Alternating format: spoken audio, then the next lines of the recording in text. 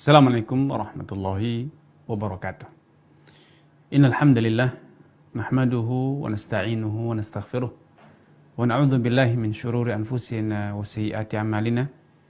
May yahdihillahu fala mudilla lahu wa may yudlil fala hadiya lahu. Asyhadu an la ilaha illallah wahdahu la syarika lah wa asyhadu anna Muhammadan abduhu wa rasuluhu amma ba'd.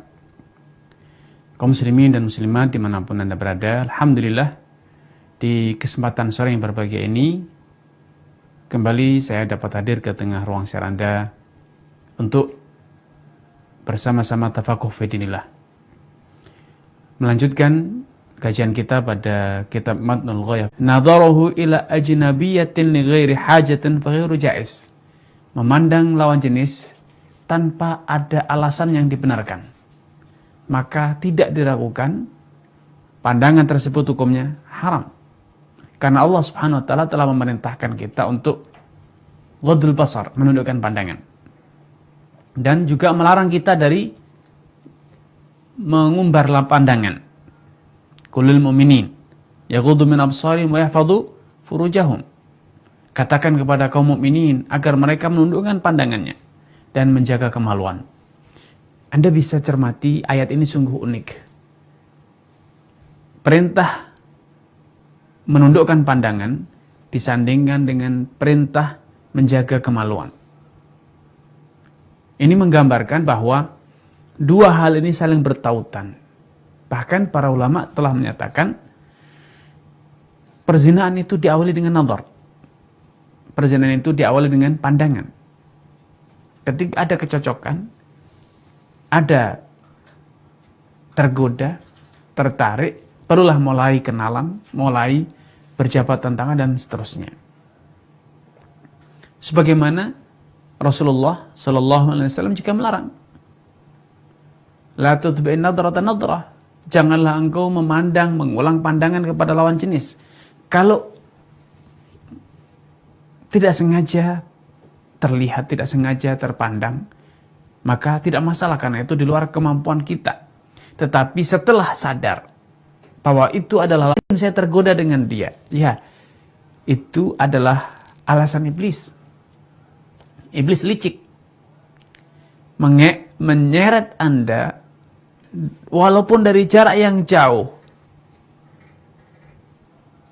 Tetapi ketika Anda ikuti, maka selangkah demi selangkah iblis tidak akan pernah berhenti. Dia akan memindah Anda dari satu langkah ke langkah selanjutnya sampai akhirnya terbiasa. Padahal dalam pepatah dikatakan cinta itu karena terbiasa. Cinta itu karena terbiasa. Sehingga ketika Anda terbiasa melihat dia, maka kelamaan Anda mulai tertarik. Lama-lama hitam-hitam tapi manis juga. Anda mungkin mengatakan dia gembrot.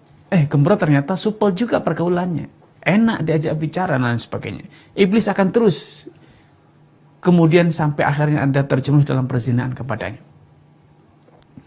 Bahkan sampai pun bagi Anda yang telah memiliki istri, telah menikah, bahkan bisa jadi Anda telah berpoligami, memiliki lebih dari satu orang istri, bahkan mungkin 4. Kalaupun Anda memandang wanita lain yang tidak halal, maka tetap saja haram. Walaupun mungkin Anda mengatakan, saya sudah punya istri 4, iya.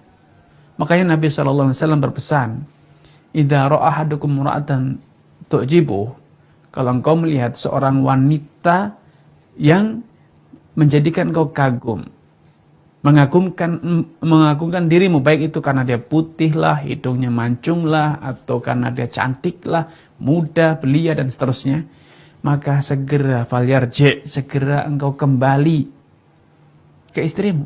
Fa inna ma'aha mithlu ma ma'aha, karena istrimu memiliki apa yang engkau inginkan dari wanita tersebut. Semuanya ada, tidak ada bedanya. Ya. Mungkin Anda berkata, istriku sudah tua Pak Ustaz. Istriku sudah tua, tapi itu masih muda belia. Ya. Tapi ketahuilah, yang diinginkan oleh laki-laki dari wanita sama. Sehingga Anda akan pelampiaskan seperti ketika Anda dengan wanita tersebut, tidak ada bedanya. Ujung-ujungnya adalah hubungan badan, dan itu bisa Anda lakukan dengan istri Anda dan tersalurkan. sehingga Anda tidak tersiksa dengan belenggu nafsu Anda. Ini kondisi pertama, memandang lawan jenis tanpa alasan. Kondisi kedua, nadharuhu ila zaujatihi wa amatihi fayajuzu lahu an yanzura ila ma'adal farj minha. Anda memandang istri Anda sendiri atau memandang budak wanita Anda sendiri. Maka dalam kondisi ini, halal bagi Anda untuk memandang apapun dari anggota tubuh istri Anda ataupun budak Anda. Kecuali memandang kepada kemaluannya. Karena memandang kemaluan wanita, walaupun itu istri sendiri, walaupun itu adalah budak Anda sendiri, itu hukumnya makruh dalam mazhab Syafi'i. Anda dianjurkan untuk tidak melakukan. Bahkan dibenci untuk melakukannya. Karena ada beberapa riwayat dari Nabi SAW yang mengatakan, an-nadhur ilal farji yuritu tamtha. Memandang kemaluan istri itu akan menjadikan Anda buta. Ya, namun riwayat ini riwayat yang lemah ya. Diriwayatkan oleh Al-Imam Ibnu Hibban dalam kitabnya Ad-Du'afa. Sehingga tidak bisa dijadikan sebagai dasar untuk menetapkan hukum. Namun demikian, dari satu sisi ada satu petuah bijak. Walaupun ini keluar dari pembahasan hukum. Ada petuah bijak bahwa terbiasa memandang sesuatu itu menjadikan Anda bosan, menjadikan Anda kehilangan rasa. Sehingga kalau Anda sering-sering atau melihat itu, maka menjadikan Anda tidak lagi bergairah atau berkurang hasrat Anda. Karena itu dahulu para salaf, para orang-orang bijak, orang-orang tua, menyarankan, memberikan nasihat kepada putri-putri mereka agar mereka, kaum wanita, melatih diri untuk tamanuk. Tamanuk itu artinya jual-jual mahal kepada suami, tidak obral murah. Sehingga dengan sikap istri yang berusaha tetap menjaga agar tidak mudah-mudah, ini akan menjadikan suami terus tergoda, suami terus penasaran, suami terus tertantang untuk bisa menundukkan istrinya. Ya, tapi ketika istri sudah mengobrol semuanya, maka ujung-ujungnya nanti suami mengatakan sudah terbiasa. Tentu ini tidak baik bagi keharmonisan hubungan rumah tangga. Namun secara tinjauan dalil, tidak ada dalil yang tegas, tidak ada dalil yang sahih yang melarang seorang suami untuk memandang kemaluan istrinya. Bahkan sebaliknya, ada beberapa dalil yang bisa difahami secara jauh, ya, tidak langsung tegas, tapi itu bisa dijadikan petunjuk untuk bolehnya melakukan hal itu. Allah Subhanahu wa taala berfirman, "Walladzina hum li furujihim hafizun illa ala azwajihim aw ma malakat aymanuhum." Orang-orang yang senantiasa menjaga kemaluannya kecuali kepada istrinya atau kepada hamba sahayanya. Sebagian ulama berdalil dengan logika atau kias, analogi. Mereka mengatakan, bila menggauli istri, menyetubuhinya, itu boleh, apalagi sedang memegang ataupun memandangnya. Tentu itu lebih utama untuk dikatakan boleh. Ya. Dari sisi lain, dalam hadis lain, dalam riwayat Nabi SAW, suatu hari ditanya perihal seorang lelaki yang berhasrat kepada istrinya yang sedang haid. Nabi mengatakan, if'alu kulla syai'in ilan nikah. Lakukan semua yang kalian suka, kecuali bersenggama. Alias, ketika istri sedang haid, yang terlarang hanya sekedar senggama. Maka logikanya, ketika istri tidak sedang haid, berarti senggama itu tidak terlarang. Dan konsekuensinya berarti selain itu pun juga tidak terlarang. Ya, tidak terlarang karena tidak ada larangan. Dan secara kaidah umum, para ulama telah menggariskan satu kaidah bahwa hukum asal itu adalah hal. Hukum asal sesuatu yang itu merupakan budaya, tradisi, atau rutinitas, itu hukum asalnya halal. Berbeda dengan ibadah, maka hukum asal ibadah itu terlarang.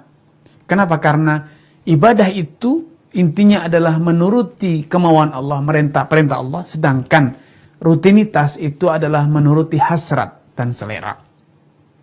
Makanya, wallahu ta'ala alam, pendapat yang lebih kuat dalam hal ini, tidak mengapa melihat kemaluan istri walaupun tidak sepatutnya itu dilakukan terlalu sering ya. Kemudian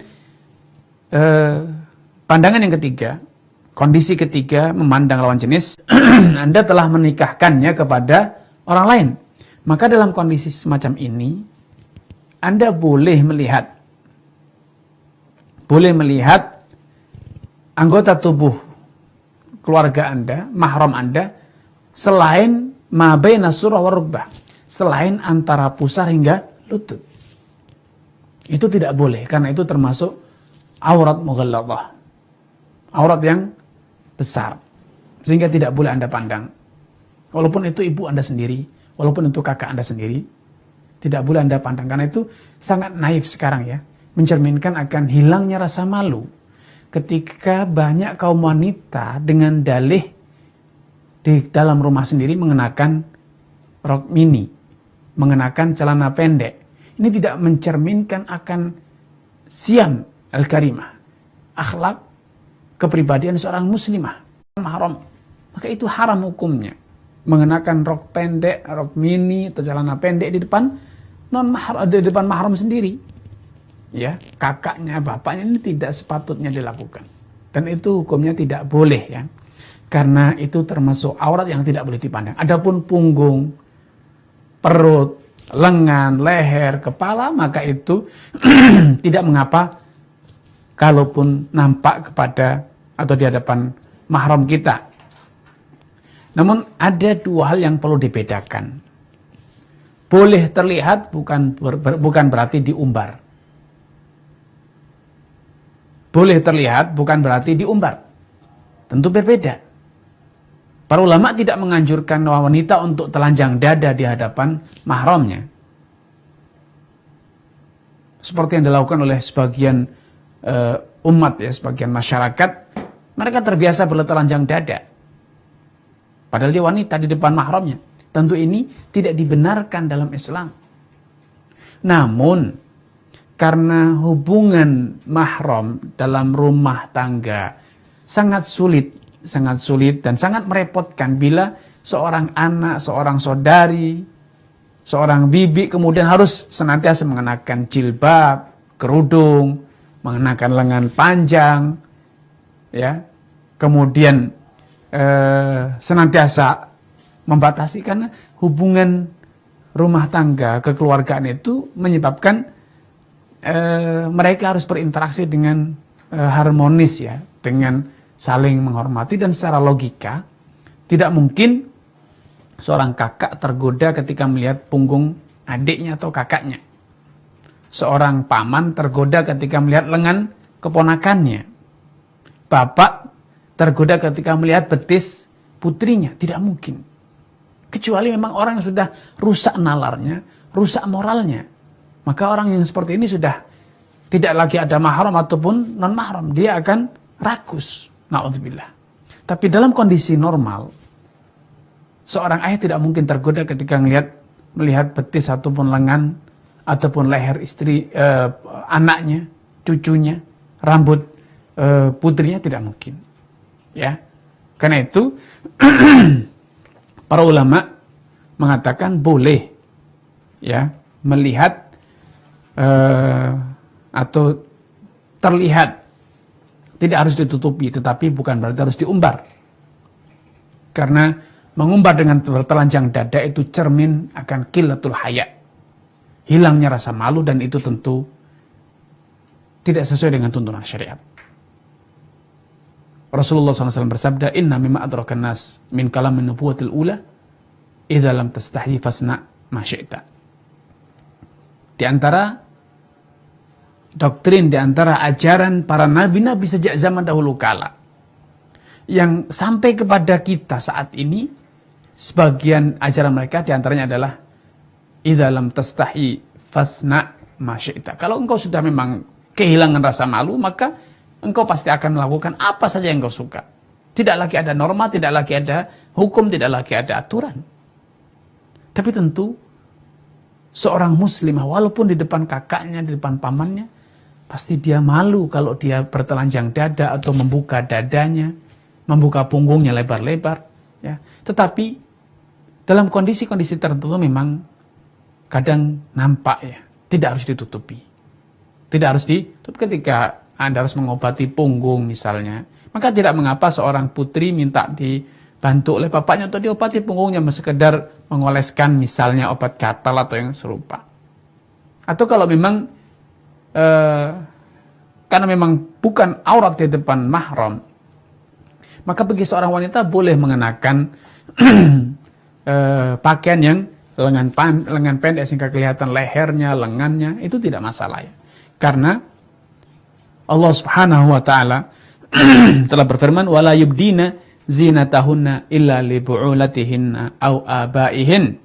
Janganlah mereka menampakkan perhiasan mereka kecuali kepada suami mereka atau kepada bapak-bapak mereka atau abnaihin au ikhwanihin au bani ikhwanihin, atau kepada anak-anak mereka atau kepada saudara-saudara mereka atau kepada anak saudara-saudara mereka atau keponakannya, dan seterusnya.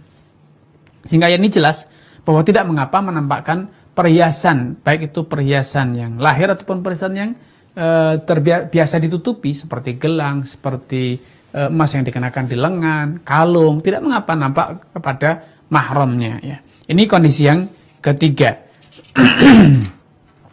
Kondisi yang keempat, an-nadharu li ajli nikah fayajuzu ilal wajhi wal kaffain. Memandang lawan jenis karena ada keperluan sebagai proses pernikahan. Bila memandang lawan jenis karena itu sebagai bagian dari tahapan alhamdulillah. Memandang lawan jenis bila itu merupakan bagian dari tahapan menikahinya, maka tidak mengapa memandang kepada wajah dan kedua telapak tangannya. Kenapa? Karena wajah itu majami'ul husni. Wajah itu merupakan simpul kecantikan. Kalau Anda sudah tidak tertarik dengan wajah wanita, Anda pasti tidak akan pernah tertarik dengan punggungnya. Tidak akan tertarik dengan betisnya. Tetapi semua orang sadar bahwa wanita dikatakan cantik itu karena wajahnya. Orang dikatakan tergoda dengan wanita itu karena apa? Mayoritas umumnya karena tergoda oleh paras wajahnya. Sehingga kalau Anda sedang proses menikahi wanita, Anda telah melihat wajahnya dan Anda tertarik, betul-betul kemudian tumbuh hasrat dan tekad untuk menikahinya, maka berarti Anda akan menikahi wanita tersebut dalam kondisi betul-betul sudah tahu kalau wajahnya putih, yang lainnya akan lebih putih lagi. Ya. Kemudian Anda boleh juga memandang kedua telapak tangannya, karena kedua telapak tangannya itu adalah anggota tubuh yang paling sering digunakan untuk bekerja, beraktivitas.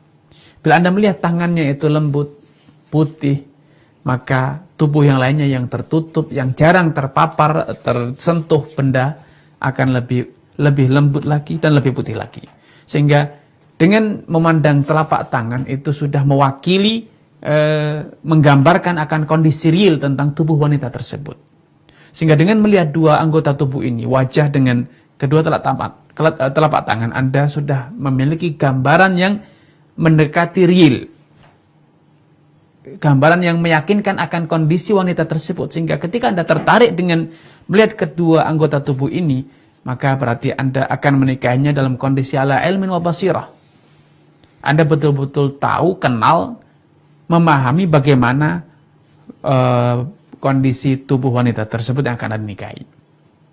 Ya, ini mazhab yang diajarkan dalam mazhab al-Imam Syafi'i rahimahullah ta'ala. Ada beberapa dalil yang bahkan menganjurkan kita untuk mengawali proses pernikahan dengan nazar, dengan melihat lawan jenis.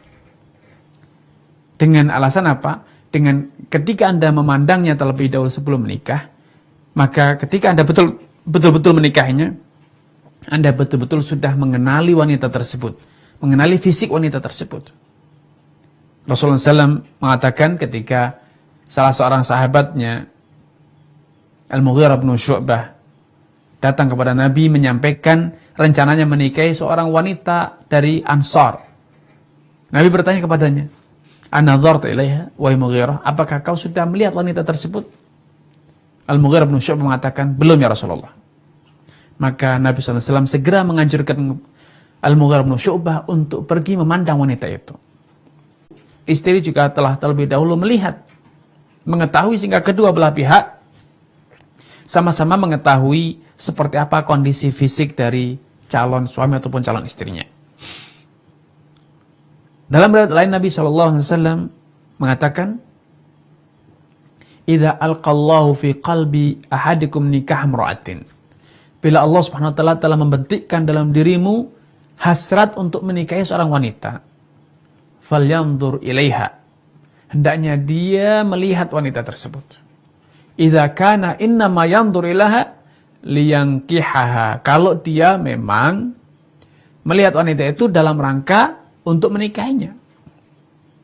Sehingga dalam penjelasan ini, dalam hadis ini ada penegasan bahwa nazar itu hanya boleh dilakukan bila Anda memang berhasrat menikahi wanita tersebut. Adapun bila Anda nazar melihat wanita bukan untuk menikahinya, tapi untuk membandingkan mana yang lebih cantik, seperti kontes Fatimah atau Aisyah atau Khadijah atau Safiyah atau Salma atau Asma, Anda pandangi semuanya, Anda datangi semuanya dengan dalih nazar. Padahal Anda belum ada hasrat menikahi salah satunya. Anda hanya ingin memilih. Anda tidak punya hasrat menikahi mereka semua. Anda hanya punya hasrat menikahi satu dari mereka. Tapi Anda bimbang mana yang harus Anda pilih. Kemudian Anda berdalil dengan nazar. Ini bentuk kecurangan. Ini bentuk khianat. Karena Nabi SAW memberikan izin untuk nazar itu dengan catatan idza kana innama yanzuru ilaiha liyankihaha. Kalau dia melihatnya dengan tujuan untuk menikahinya, sedangkan ketika Anda 7 orang sekaligus atau 5 orang sekaligus Anda nazar, Anda tidak ingin menikahi kelimanya. Anda hanya ingin menikahi salah satunya. Tentu ini tidak sesuai dengan tuntunan Nabi SAW. Ya. Kemudian Nabi SAW dalam hadis di atas menyatakan, "Idza alqallahu fi qalbi ahadikum nikah imra'atin." Kalau sudah ada hasrat menikahi wanita, ini ada petunjuk di sini bahwa nazar itu dilakukan sebelum khitbah. Nazar dilakukan sebelum Anda secara formal melamar wanita tersebut. Sehingga Anda melihat dia untuk memastikan, membulatkan niat, membulatkan tekad apakah Anda akan tetap maju menikahinya atau Anda mengurungkan niat Anda. Ya. Ada hasrat, tapi hasrat ini tentu dibutuhkan penguat agar menjadi sebuah tekad. Nah, ketika muncul hasrat, Anda sudah boleh nazar, walaupun Anda belum mengutarakan niat untuk melamarnya. Namun, dalam riwayat Al-Mughirah bin Syu'bah, Al-Mughirah bin Syu'bah sudah dengan jelas bulat tekadnya menikahi wanita. Menikahi seorang wanita dari Ansar. Sehingga beliau menceritakannya kepada Nabi SAW. Barulah Nabi SAW menganjurkan kepadanya untuk nazar. Sehingga dari menggabungkan sekian dalil yang ada, kemudian para ulama menyimpulkan bahwa nazar itu boleh dilakukan sebelum khitbah ataupun setelah khitbah. Yang penting, sejak Anda memiliki hasrat untuk menikahi wanita yang Anda nazar tersebut, maka Anda sudah boleh Adapun Anda mau nadharnya bersama khitbah atau sebelum khitbah atau setelah khitbah, maka itu sepenuhnya kembali kepada pilihan Anda. Sepenuhnya kembali kepada pilihan Anda, ya. Walaupun tentu secara etika akan lebih baik bila Anda nadhar sebelum khitbah. Agar ketika Anda melamar itu betul-betul Anda sudah bisa dikatakan mendekati kepastian Anda akan melamarnya, akan menikahinya. Jangan sampai Anda melamar ternyata setelah itu baru Anda nadhar atau kemudian Anda kecewa. Tentu ini akan menimbulkan kondisi sosial yang tidak baik atau kurang baik. Dalam pernyataan al-muallif digambarkan bahwa batasan nadhar itu hanya wajah dan kedua telapak tangan dengan dalil yang sudah diutarakan di atas. Namun pendapat ini sekali lagi bukan pendapat yang disepakati oleh seluruh ulama. Ada perbedaan di kalangan para ulama tentang batasan apa saja yang boleh dilihat. Salah satunya, dan ini pendapat yang cukup kuat, menyatakan bahwa nadhar ketika khitbah, ketika hendak menikahi, itu seperti nadhar ketika wanita itu sedang berada di mana? Di tengah keluarganya bersama mahramnya. Sehingga boleh melihat, boleh nampak, tidak mengapa kalaupun Anda melihat lehernya, lengannya, ya, betisnya. Sehingga ketika Anda nadhar, apalagi kalau nadharnya secara formal datang dengan baik-baik kepada orang tuanya, maka tidak mengapa bila wanita yang hendak Anda nikahi itu keluar menemui Anda bersama ditemani mahramnya, baik orang tuanya ataupun saudaranya, keluar dalam kondisi mengenakan baju rumah. Tahtal karobi, katanya, aku bersembunyi di balik pelepah pohon kurma hatta nazartu ilaiha, sampai aku berhasil melihat wanita yang hendak aku nikah itu. Dalam riwayat lain, Rasulullah SAW dengan tegas mengatakan, idza alqallah, kalau Allah telah membetikkan dalam hatimu hasrat menikahi seorang wanita, maka tidak mengapa baginya untuk melihat wanita tersebut, selama dia melihatnya dalam rangka ingin menikahi wanita itu. Wa in kanat la ta'lam, walaupun wanita yang kau lihat itu dalam kondisi tidak sadar kalau sedang Anda lihat. Nah, kemudian para ulama atau sebagian ulama membuat analisa. Kalau ada restu dari Nabi, ada izin untuk melihat wanita dalam kondisi wanita itu tidak sadar kalau sedang dilihat, maka kemungkinan besarnya lelaki tersebut akan melihat wanita itu dalam kondisi sedang berada di tengah mahramnya, sehingga dia merasa aman, meletakkan jilbabnya, meletakkan kerudungnya, sehingga dia berpakaian pakaian rumah. Ya, ini yang kemudian menjadi dasar.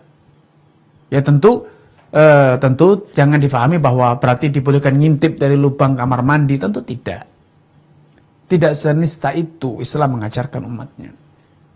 Tetapi kondisi yang paling memungkinkan untuk bisa melihat wanita tersebut dalam kondisi dia tidak sadar adalah ketika dia sedang bercengkrama di tengah keluarganya, kemudian Anda mungkin dari ruang sebelah, atau mungkin Anda dari luar rumah, atau mungkin wanita tersebut sedang berkunjung ke keluarga Anda melihat dari tempat yang jauh, sehingga kelihatan ya, dia sedang berkunjung di tengah keluarga Anda yang wanita, dia melepaskan kerudungnya, Anda melihat dia dari tempat yang dia tidak sadari, maka ini tidak mengapa seperti itu. Sehingga kemudian sebagian ulama mengatakan bahwa karena tidak ada dalil yang tegas membatasi apa saja yang boleh dilihat, maka dari sekian dalil ini ketika diakumulasikan, digabungkan, pendapat atau akan didapatkan satu kesimpulan karena ada izin untuk melihat tanpa disadari, maka ini menjadi petunjuk bahwa boleh melihat wanita di saat wanita itu sedang berada di tengah-tengah mahramnya. Dan wallahu ta'ala alam, pendapat ini cukup kuat ya. Tetapi bila Anda memilih apa yang diajarkan dalam mazhab Syafi'i itu, maka itu lebih selamat. Maka itu lebih selamat. Kemudian kondisi kelima, wal khamisu an-nadharu lil mudawah fa yajuzu ila al-mawadi' allati yahtaju ilaiha. Melihat lawan jenis dalam rangka mengobatinya bila Anda seorang tenaga medis. Ada pasien wanita yang membutuhkan pengobatan, sedangkan tidak ada tenaga medis wanita. Maka Anda boleh melihat wanita tersebut sesuai dengan kondisi kesehatannya. Kalau yang sakit tangannya, maka cukup Anda lihat tangannya saja. Tidak boleh melihat wajahnya. Kalau yang sakit kakinya, maka Anda boleh melihat kakinya. Kalau yang sakit punggungnya, Anda boleh melihat punggungnya, tidak lebih dari itu. Kenapa? Karena memandang di sini ini karena alasan yang emergensi, darurat. Wad daruratu tuqaddaru biqadariha. Kalau itu kondisi darurat, maka ketahuilah kondisi darurat itu harus diukur seperlunya, tidak boleh berlebihan. Kalau itu adalah pengobatan yang hajat, tidak sampai kondisi darurat, maka al-hajatu kadzalika tunazzalu manzilatat darurah. Diperlakukan, disikapi seperti kita mensikapi kondisi darurat. Yaitu kita bersikap seperlunya, sesuai dengan kondisi yang ada, tidak berlebihan. Wasadisu, kemudian kondisi yang keenam,